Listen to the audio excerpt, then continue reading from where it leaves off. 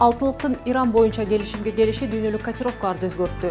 Иран бийликтеринин өзүнө карата салынган санкциялар алынаары менен кара алтындын экспортунун бир күндүк көлөмүн 1,5 миллион баррелге чейин көбөйтөбүз деген билдирүүсүнүн фонунда дүйнөлүк рынокто мунай арзандай баштады. Мунайдын баасынан көп көз каранды болгон орус акчасынын куру түшүп кетти. Ал эми орус экономикасынан көп көз каранды болгон Кыргызстанда рубль колой сом солгундап, күйүүчү май тескеринче кымбаттоодо. Ал ортодо Орусиянын курулуш компаниялары Black Friday же Кара жума акциясын жарыялап, 3 күнгө созулган акцияда батирлердин баасын 30%га чейин арзандатып сатышты. Кыргызстандын курулуш тармагы дагы оңой эмес күндөрдү баштан кечирүүдө. Үлүшчүлөрдөн түшкөн акчанын азайганынан улам курулуш компаниялары кээ бир объекттерин токтотууга да аргасыз болууда. Ушул жана башка экономика, финансы, бизнес темаларына сереп салып, эфирде Капитал, студиядан Назгүл Коңурбаева. Саламатсыздарбы? Дүйнөлүк ири державалардын же айтылуу алтылыктын Иран боюнча келишимге келиши дүйнө коомчулугунун көңүлүн бурган өткөн аптанын негизги окуясы болду. 10 жылдан ашуун убакытка созулган сүйлөшүүлөрдүн жыйынтыгында Иран ядролук программасын кыскартып, АКШ менен батыш өлкөлөрү расмий Тегеранга салган санкцияларын акырындык менен ала турган болду. Албетте, бул боюнча дүйнө коомчулугу бир беткей пикирде эмес, бирок Иран мунайынын дүйнөлүк рынокко кайтуусу жөнүндөгү кабардын фонунда кара алтындын баасы түшүп, ага улай эле орус акчасы дагы кунун жоготту. 2011 жылдагы статистиканы карап көрсөк, Иран дүйнөнүн 21 өлкөсүнө мунай экспорттап, бир күндүк көлөмү 2,5 миллион баррелге жакындачу. Санкциялардан кийин бул көрсөткүч кескин кыскарган. Чектөөлөргө чейин, мисалы 2011 жылы Ирандын мунай газ экспортунун 20% Евросоюз өлкөлөрүнө туура келсе, 2012 жылдын ортосунан тарта Европа мамлекеттери Иран мунайынан толугу менен баш тарткан.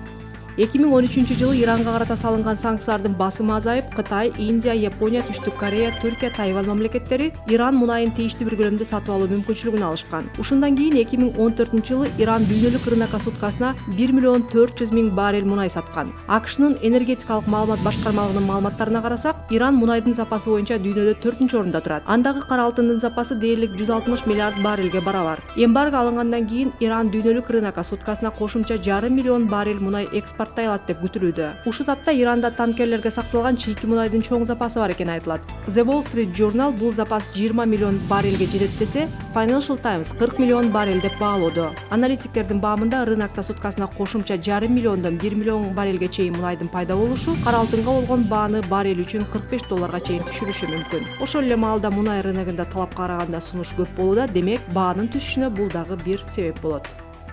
Соңку 1 жыл ичинде дүйнөлүк рынокто кара алтын баасын дээрлик 2 эсе жоготту. Мындан туура 1 жыл мурун Brent үлгүсүндөгү орус мунайы баррель үчүн $110 жакын бааланган болсо, азыр $57 тегерегинде болууда. Дүйнөлүк рынокто мунай арзандап жаткан маалда дээрлик бардык дүйнө өлкөлөрүндө бензин арзандаудо. Мисалга, дүйнө жүзү боюнча бензиндин эң кымбат баасы катталган Норвегияда 2014 жылдын август айында бензиндин орточо баасы $2.44 болгон болсо, азыр $2 дагы жетпейт. Башкача айтканда, бул өлкөдө бензин 46 центке же азыркы курс менен санаганда 29 сомго арзандаган. Ал эми Түркияда 1 жылга аз жетпеген убакыт ичинде бензин 43 центке же 27 сомго арзандаган. Беларусияда болсо бензиндин арзандоосу 11 сомго жакындаган. Орусиянын өзүндө болсо арзандоо 4 сомго жакындап, уштапта күйүүчү майдын негизги экспортеру болгон бул өлкөдө бензиндин орточо баасы Кыргызстандагы бааларга тең. Кыргызстанда болсо АИ-92 үлгүсүндөгү бензин литр үчүн 41 сомдон сатылууда. Негизинен Кыргызстан толугу менен орус күйүүчү майынан көз каранды болгондуктан биздеги бензиндин баасын мунайдын дүйнөлүк рыноктогу баасы эмес, Орусиядагы кырдаал аныктайт. Орусияда болсо жыл соңуна чейин чекине сатылган бензиндин баасы 4 рубль же 5 сомго кымбаттаарын Reuters прогноздоодо. Ал эми Кыргызстандын нефтетрейдерлер ассоциациясы июль айында бизде дагы күйүүчү май 15%га чейин кымбаттаарын болжоодо. Айтмакчы, соңку апта ичинде дээрлик бардык дүйнө өлкөлөрүндө күйүүчү майдын баасы арзандап, эч болбосо туруктуу сакталып жаткан маалда Кыргызстанда 15%га чейин кымбаттап кетти. Москвалык куручулар салган үйлөрүн сатуунун айласын издеп өзгөчө кадамдарга барууда. Өткөн аптанын соңунда Москвада Кара жума деп аталган акция өттү. Адатта Black Friday же Кара жума акциясында буюм тайым, кийим-кечилер чоң арзандатуу менен сатылса, бул жолу москвалык девелоперлер биринчи рыноктогу батирлерге арзандатуу жарыялады. Акцияга 30дай компания катышып, арзандатуулар 30%га чейин жетти. Кептин баары экономикалык кризистин айынан Орусиядагы батирлер өтпөй, курулуш тармагы чоң кризиске учурагандыгында.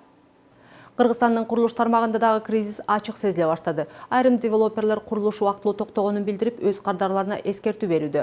Батирге акчасын салган айрым үлүшчүлөр өз маалында айлык төлөмүн төлөй албай жаткандыгына байланыштуу курулуш компаниялар айрым объектлердеги курулушту токтотууга аргасыз болууда.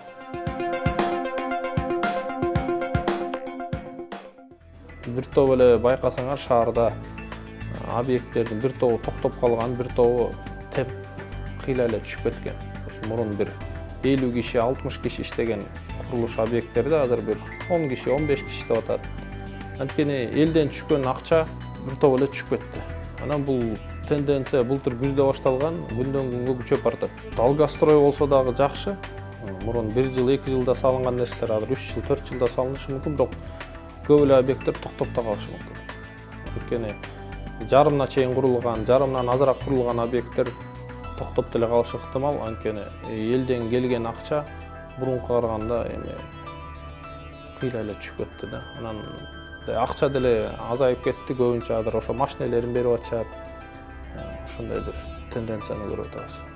Анткени былтыркы 4 айда биз бартер деген менен ишибиз жок эле. Баары акчалай болчу. Азыр квартираны машинеге сатып атабыз, машинени кирпичке алмаштырып атабыз. Ошо сыяктуу бир обороттун жарымы бартерге өтүп кетти да. Биздин жыянын 30тан ашык курулуш тармагында иштеген мүчөлөр бар. Биз декабрь айында бизде финансовый клуб деген бар. Ошол жерде экономика жагынан иштеген финансист эксперттер бар.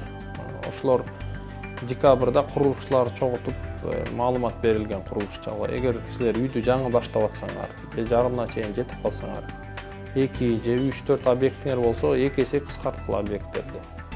4 үйдүн ордуна 2 үй салгыла, 2 үйдүн ордуна 1 үй салгыла, ошол тиги үйдөгү кардарларыңарды бул үйгө ыргыткыла дагы чогулткыла, 2 үйдү салып бүтө албай каласыңар кризисте. Же бул өтө созулуп кетет. Бир 2 жылдык планыңар 4-5 жылга өтүп кетиши мүмкүн. Ошондуктан 2 үйдүн ордуна 1 үйдү тезирээк салып бүткүлө дагы кардарларды 1 үйгө чогултсаңар, силерге жеңил болот деген маалымат. Кээ бирлер бул кеп кеңешти угуп, ошол кадамды кылгандар бүгүнкү күндө рахмат айтып жүрүшөт. Муну кылбагандар бүгүнкү күндө кыйналып атышат. Аны көрүп эле атабыз. Көп эле компанияларда анча-мынча кардарлар менен да ушундай конфликтный ситуациялар болуп атат. Бирок эгер мындай туура ойлонуп, жанагындай кеп кеңештерди укса, чечилиши маселелер деп ойлойбуз. Эми күчтүүрөөк курулуш компания болсо, кимдин чөнтөгүндө акча бар. Бирок базарда андай да көп деле компаниялар жок. Ал компаниялар башка кичирээк компаниянын объектин арзаныраак сатып алышы мүмкүн, эгер ушул жерден бир киреше көрө алса келечекте. Андай болушу мүмкүн. Башкача прогноздор болуп атат, нефть 40-ка чейин түшүп кетиши мүмкүн кайра деген. Түшүп кетсе, анда Кыргызстан түзмө-түз Россияга байланбай, башка өлкөлөргө да бир экономикалык байланышты түзүп, мындай айтканда диверсификация кылып, канчалык ошол нерсени биздин өкмөт, биздин ишкерлер кыла алса, ошондо биз тезирээк кризистен чыгабыз деген ой. Анткени бул кризис бир искусственный кризис, бул бир региональный кризис да, биздин ошол Россияга байланыштуу өлкөлөргө бир кризис. Жалпы дүйнөдө өсүш эле болуп атат көп эле өлкөлөрдө. Негизги эле азыр биз тактай саткан биздин мүчөлөр, темир саткан мүчөлөргө байланышсак, аларда деле соода токтоп калыптыр. Россиядан алып келип, ошол эле темир тактайды курулушка сатчы, бүгүнкү күндө сатылыштар кыйла эле азая түшкөн. Анан ошол эле Бишкекте бир 15ке жакын железобетонный ЖБИ деп коет, ошондой заводдор бар, алардын деле иши түшүп калган. Кыскасы, курулуш тармак бул бир экономиканын локомотиви да, артынан бир жок дегенде 8-9 тармакты сүйрөп кетет. Ошол эле курулуш материалдарын өндүрүштөрүн, ошол эле жана ремонтко келе турган материалдар сырттан. Ошонун баары курулуш токтоп калганга байланыштуу, алардын баары да токтоп калды.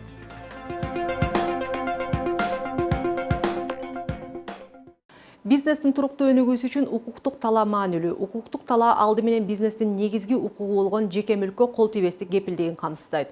Мунсуз бизнес жапайы шартта иштеп, коомдогу ар кыл кызыктар топтордун маанайынан көз каранды болуп калат.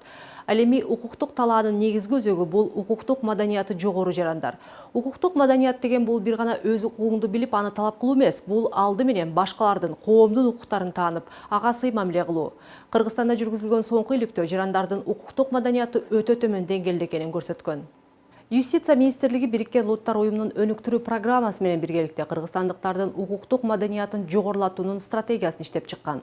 2018 жылга чейин эсептелген стратегия укук бузуулар үчүн жазаны катаалдатуу эмес, тескеринче укуктук мыйзамдык бузуулардын алдын алуу үчүн укуктук маданиятты элге жайылтуу саясатын тандап алды. Бул өңдүү жол тоосулар Кыргызстанда катардагы көрүнүш. Кимдир бирөө саясатчы жердешин колдоп коргопкан жолду бууза, башкалар тигил же бул укугу бузулганын айтып жол тосушат. Жол тоскондордун баары бул алардын конституциялык укук экендигине бекем ишенет. Чынында эле кыргызстандыктар өз укугун эркин коргоосу, каршылыгын ачык көрсөтүүсү баш мыйзамда бекемделген. Бирок ошол эле маалда кыргыз жарандарынын эркин жүрүүсү дагы конституцияда жазылган. Анда жол тоскондордун укугу кайсыл жерден бүтүп, кайсыл жерден тосулган жолдун айынан ара жолдо калган жолчулардын укугу башталат. Ал эми мындагы бизнестин чыгымдарын саноо орунсуз дагы. Анткени бул аракетке аралашкан адамдар административдик айып сыяктуу жеңил жаза менен гана кутулуп, а бизнестин чыгымдарын ордуна келтирүү жөнүндө сөз дагы болбойт. Бир өндүрүшчүбүздүн жолуну боз үй тигип жаап коюшту да, сен бизге акча төлөшүң керек деп. Ал айтты, мен силерге баягы спорт аянтчыңарды жасап берейин, мектебиңерге жардам берейин. Жок, биздин фонд бар, ошол фондко сен түздөн түз акча төлөшүң керек деп коркутууга алышты да. Ошондо укук коргоо органдарына кайрадан ошол маселе чечилбей койду. Мисалы, бул абдан мындай жаман көрүнүш да. Борборго жакын эле бир жерде ушул маселе деле чечиле албай атса, анда аймактарда бул кандай аткарылды билбейбиз да. Бул өңдүү укуктук кызыкчылыктардын кагылышынын экономикалык дагы, саясий дагы, социалдык дагы кесепеттери олуттуу. Деген менен жол тосуп митингге чыккандардын баары эле жеке саясий кызыкчылыктарды көздөйт деп айтуу да кыйын. Кептин баары бир жаран экинчисинин укугун бузганга чейин жеткирип жаткан мамлекеттик органдардын аракетсиздигинде дейт Жия бизнес ассоциациясынын аткаруучу директору Руслан Акматбек. Чектен чыкмайынча мындайча айтмакчы, өнүү болбойт да. Алар ошондой эле билип атат да. Ошондуктан өкмөткө түздөн түз таалуу жерине тие турган эмелерде келип бирөөнүн укугун тебелеп, ал резонанстуу окуяга айланып, анан гана ошондой үнүнү бузуп атышат да. Мисалга соңку кездери МАИ кызматкерлери менен айдоочулардын ортосунда оңбогондой маалыматтык согуш жүрүүдө. МАИчилер мас айдоочуларды камерага тартып ашкерлесе, айдоочулар акча өндүрөм деген жол коопсуздук кызматкерлеринин бетин ачууда. Эки тарап тең өз укуктарын гана айтып, экинчи тараптын укугу, жоопкерчилик жөнүндө сөз жок. Деги эле кыргызстандыктардын жол жүрүү маданияты, жалпы укуктук маданиятты даана көрсөтүп турат дейт укук маселелери боюнча эксперт Ширадил Бактыкулов. Здесь сложился, скажем так, уникальный в кавычках стиль вождения. Да? То есть когда каждый считает себя правым и, скажем так, преобладают такие эгоцентрические настроения. То есть никто друг другу дорогу не уступает, подрезают и так далее, да? Несмотря ни на возраст, ни на что. То есть это обычно хамство на дорогах. Это одно, но с другой стороны это и есть как раз показатель уровня правовой культуры наших собственных граждан. Улуттук стратегиялык институт жүргүзгөн соңку иликтөө кыргызстандыктардын укуктук маданияты өтө төмөн экендигин көрсөткөн. Кептин баары көпчүлүк жарандардын өз укуктарына гана таянып, коомдун экинчи бир жарандын укугуна сый мамиле кылбагандыгында жана дагы укуктан тышкары жоопкерчилик бар экенин унутта калтыргандыгында. Бул жыйынтык бизди абдан чочутту дейт юстиция министри Жылдыз Мамбеталиева. Мыйзамды бузуп коюп эле басып кетпестик эмес, бул көп кесепеттери бар, системалуу. Себеби сен бир жерде мыйзамды бузуп койсоң, ал башка адамдын укуктарын бузуп калышы мүмкүн. Коомдун укуктары бузулуп атат. Андан тышкары жана мен айткандай коррупцияга алып келип атат. Анан баарын салыштырып келгенде Кыргыз Республикасынын улуттук коопсуздугуна керек болсо өзүнүн терс таасирин тийгизип атат да. Мыйзам иштебеген коомду өнүгүү жөнүндө айтуу деги эле мүмкүн эмес. Бизнес дагы эртеңкисине алды менен жеке мүлккө болгон кол тийбестик укугуна ишене албайт. Ал эми бул ишенимди алды менен жогорку бийлик өкүлдөрү камсыздашы керек. Мен сизге бир кызыктуу окуя айтып берейин. Мен көп жылдар маркетте иштедим да. Анан бир кызматкерибизди маркетте урда кармап алдык да. Эми өзүнө тиешелүү эмес маркеттин буюмдар азык-түлүк алган урдап, анан эми камерадан кармалып анан жөн эле сүйлөштүк да, эмнеге муну кылдың депчи. Абдан мени кызыктырган бир жооп бул айтылды. Муну мен дагы эле түшүнбөйм. Бирок ал илгери болчу. Акаев деле урдап атпайбы деп айтты да. Абдан мага ошол аябай таасир калтырды да. Анын кандай тиешеси бар. Бирок демек баягы жарандар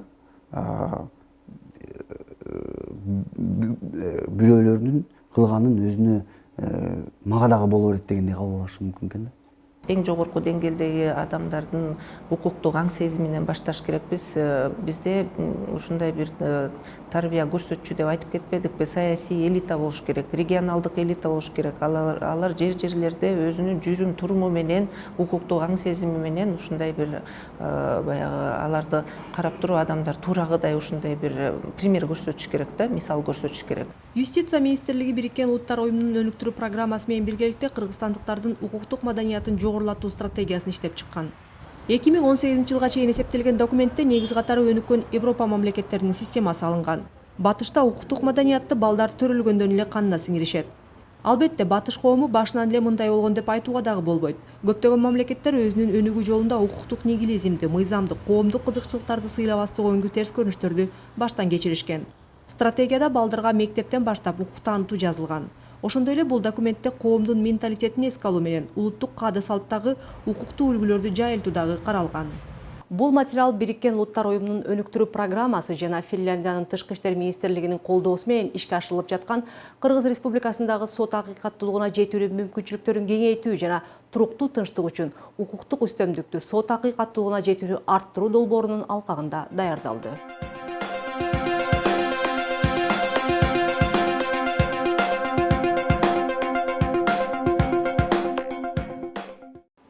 Дүкөндө Польшадан келген алмаларды көрүп, өзүбүздө алма жокпу деп таң калып калабыз. Эми жакынкы жылдары Кыргызстандын базарларында теги польшалык кыргыз алмаларды тапсак болот.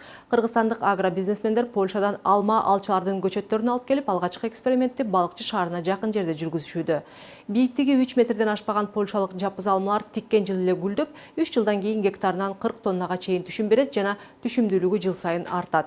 Менин бизнесим рубрикасынын бүгүнкү чыгарылышы агробизнес тагыраагы багбанчылык темасында болмокчу.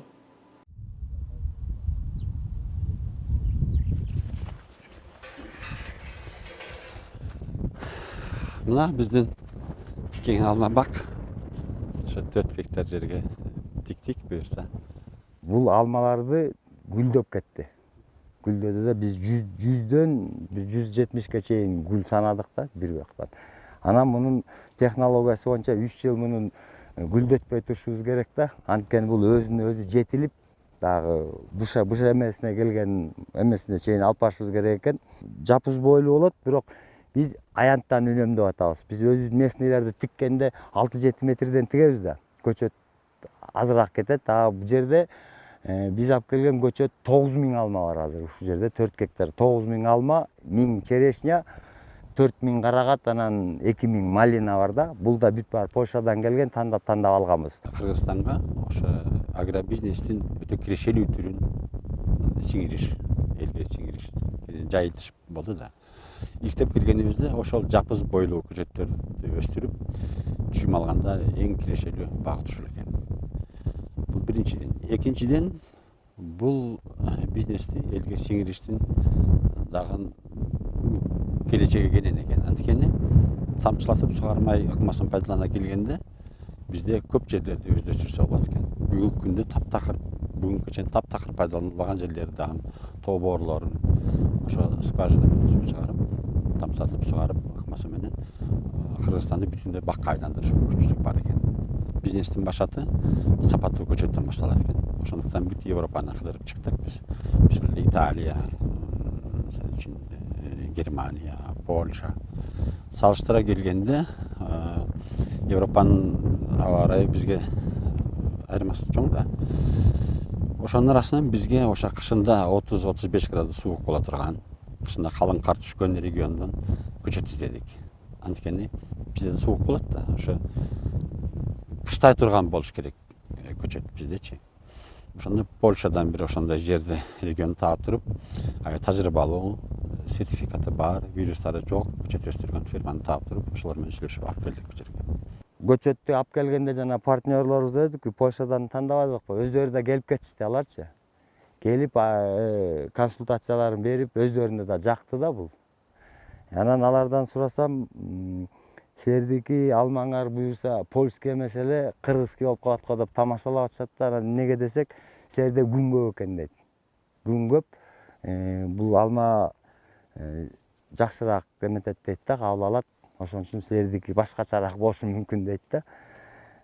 Анан бул таштагыраак жерге тиккенибиз дагы бул таштын да бир пайдасы бар экен да. Күндүз бул ысыкты тартып алып, түнкүсүн жылуулук берип турат да, бул жылуулукту сүйөт да. Тигүү технологиясын ошо Польшадан барганда үйрөнүп келгенбиз да. Эң биринчи бул көчөттөрдү тандап алуудан мурун биз жерди подбирать эттик. Жерди подбирать этип, жерди химиялык элементтердин составы кандай деп биз институт земледелия почвоведенияга бердик. Анализге алып барып бердик. Барган учурда алар анализ чыгарып берди. Азот, фосфоруңар бар экен, только калийиңер азыраак экен деди да. Калий жок деди. Биз ал удобренияны да алдык. Диамофоска деп, анда 3 элемент бар. Анан микро макро элементтер бар, ошолорду алдык да. Көчөттү тигүү ыкмасы бул көчөттү алып келгенде бул холодильникте турду да. Анан маал менен алып келип туруп, бизде күн ысып кетет эмеспи бат. Көчөттөрдү бул лункарез менен каздык, чөйчөктөрүнү даярдап алдык да. Андан кийин 200 граммдан жана диамофоска дедим, ошону салып, үстүнөн кайра топурак менен жаап, анан көчөттү отургуздук. Анда бир се көргөзүп кетем, тамчылатуу ыкмасы менен сугарып атабыз. Тамчылатып сугаруунун ыкмасы бул сууну пайдаланууда, үнөмдөөдө. Анан жана электр энергиясы азыр билесиздер өзүңүздөр бирде болбой жогорулап да кетип атпайбы? Ошон үчүн биз бассейн да куруп алганбыз, запасда бассейн менен сугарабыз да. Ушул тапта бассейнде 140 куб суу бар. 2 контейнерди ортосунан кесип жасаганбыз. Анын үстүнө бассейндин болгон бир чети бул жылуу суу менен барат да, муздак суу барбайт көчөттөргө. Анан ошон үчүн бул бассейнде сууда жылып калат көчөттөргө баргычакты. Анан бул бассейнде магистральный трубасы бул жерден ачып туруп сууну кое беребиз. Капельный дегенибиз ушул да, мындан регулировка кылабыз. Мындайда агызсак болот, анан көбүнчө сууну экономдогонго мындай регулировка кылып коебуз.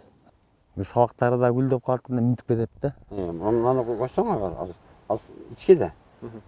Көрсөң бир гүл, канча гүл бар, Бул басып калат экен да. О, бир чыккан жериндечи санасаң 5тен өйдө да, 5тен 8ге чейин бул бирөөнү барында. Буну гүлдөгөндө жана коллегам айтты, бир көчөттө биз 170ге чейин гүл эсептедик да.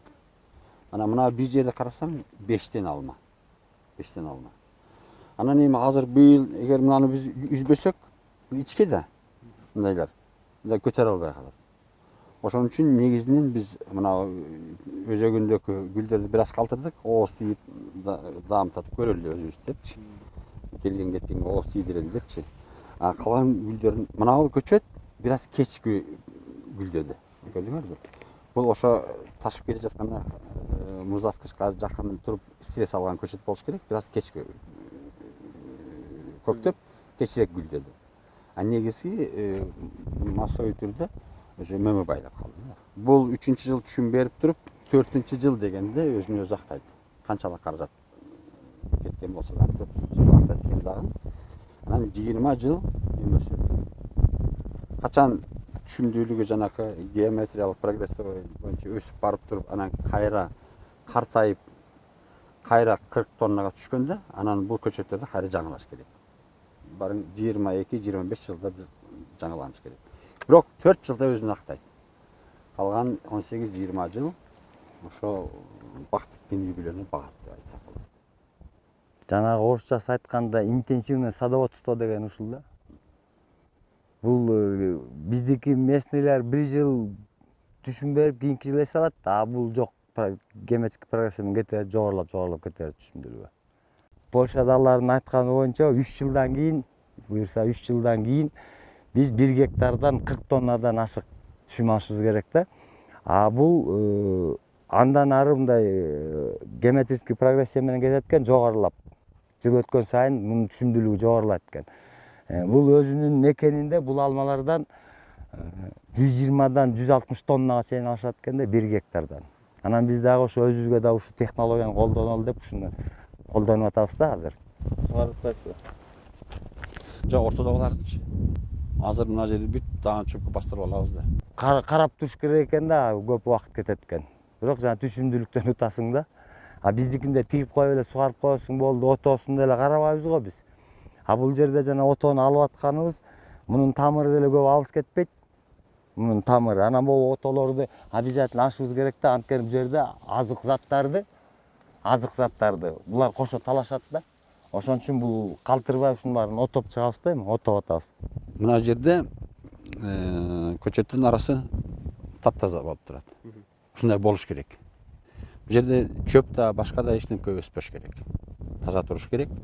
Анан кийин бизде бүгүнкү күнгө проблема бул көчөттөрдүн арасындагы чөптөрдү биз техниканын жардамы менен аткара албай атабыз. Ошон үчүн мына буюрса эмки жумаларда барып туруп биз Европадан ошол мындай машинаны алып келген атабыз. Ошо көчөттөрдүн арасындагы эмелерди тытып отоп кете турган машина алып келген атабыз. Бул жерде бүт иштердин баардыгын 100% механизациялаштырыш керек экен. Кол күчү менен болгондо буга жетиш кыйын экен. Эми азыр бак тиккендер көп. Аябай ошо Европадан келген көчөттөр көп экен. Элдер бак тигип атышат. Бирок бир топ кемчиликтер бар экенин байкадык. Мисалы үчүн, ошон үчүн биз биринчи көчөттүн өзүн сыноого коелу деп чечтик. Биринчи жылда биз бир да көчөт саткан жокпуз. Сатыштан мурда, башка бирөөлөргө тигип бериштен мурда өзүбүз башыбыздан өткөрөлү деп чечтик. Кандай жумуш процессинде баардыгы ортого чыгат да, кандай проблемалар, кандай көйгөйлөр, кандай машиналар керек, кандай механизмдер керек, кантип ишти уюштуруш керек дегендейчи. Ошондуктан биз быйыл мына ошо тажрыйбаны топтоп атабыз. Канча чыгым кетет, анын калькуляциясы толук акырына чейин чыга элек.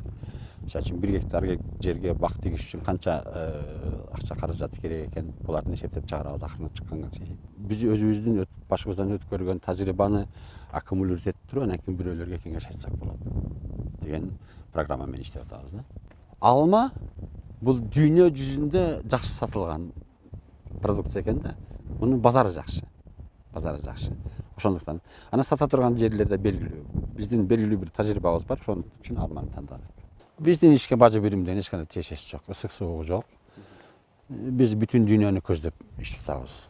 Биз тар дүйнө менен, мисалы үчүн бажы биримдиги деген чек ара менен чектелип көздөбөйбүз.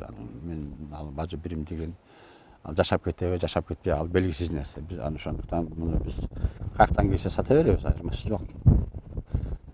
Албетте алардын артыкчылыгы болсо, ал базарда пайдаланабыз, бирок ал менен чектелип калбайбыз. Эгер бажы биримдиги биз деген ыңгайлуулук жаратса, кабыл алабыз, болбосо биз аны кабыл албайбыз. Ага биз мындай аны көздөп, ага ылайыкташтырып жашабайбыз. Биз өзүбүздүн кызыкчылыгыбызды көздөп жашайбыз. Бизнес, агробизнес болсун, башка бизнес болсун, эркиндик түшөт. Жолдор ачык болуш керек, мамиле ачык болуш керек, чек ара болбош керек, тоскоол болбош керек. Биз ошондой келечек болот. Биздин келечегибиз ошондой. Биздин эркин өлкөбүз, эркин иш тута билишибиз керек. Биздин системабыз да ошондой болуш керек деген максат менен ошого расчет алып туруп иш тутабыз биз. Бул жерде деген илгери арпа бед айдалган. Ошондо бир 3 тонна, 4 тонна эле арпа алынса керек көппү дегенде. Анан азыркы эмес, мындан болсо түшүмү жакшыраак болуп атат да, бул элге пайдалуу. Анан бул биз тигип бүткөндөн кийин дагы кардарлар келип атат, үйрөткүлө деп атат. Бизге дагы ушундай кылалы, каражат чогулталы дейт, жардам бергиле дейт, тигип бергиле дейт. Жайылтса болчу да экен да. Мамлекет ар бир үй бүлөдөн куралат дегендей, ошону сыңарындай биз ар бир алакандай жер болсо дагы өздөштүрүп берсек, анан кийин ошол ички дүң продукция, айыл чарбасынан алынган ички дүң продукциянын үлүшү өсө берет. Элдин 3/2 айылда жашайт. Эгерде 3/2 элдин айылда колунда ушундай бизнес болсо, кирешелүү бизнес болсо, бул деген сөз, демек кирешенин да 3/2 ошол айылдан чыгат деген сөз да, туурабы? Кандай айтканда деле баарыбыздын тамырыбыз айылда. Айылдан шаарга деле айылдан барат. Эттен баштап бүт мөмө жемиш бардыгы айылдан барат. Эгерде айылдагы тыл жакшы болсо, айылдагы ата-энең, айылдагы бир туугандарың тың жашаса, демек сенин шаардагы дасторконуң дагы бай болот.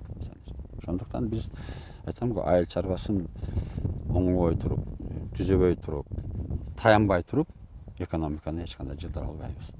Алды сатты менен, башка менен болбойт. Өндүрүш бул. Айыл чарба өндүрүшүн жөнгө салыш керек.